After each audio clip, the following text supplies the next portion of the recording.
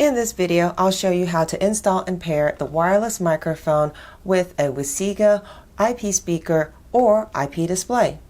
On the Carina Event Manager web interface, you'll need to first upgrade your firmware to the latest versions for the Carina Event Manager and all of your endpoints.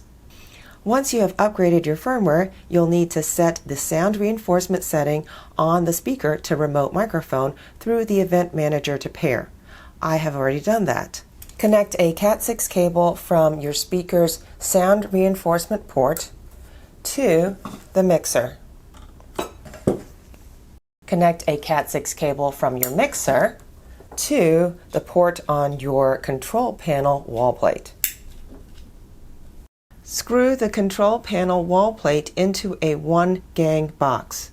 You will see the control panel wall plate pair button blink blue.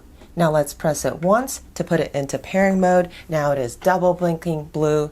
Then we'll take our microphone, we'll hit the power button once, then we will hold down the power button, and the solid blue lights indicate that the microphone is now paired. Now to amplify my voice, I will press the enable button and the enable light is now green, and I can now speak into the top of the microphone.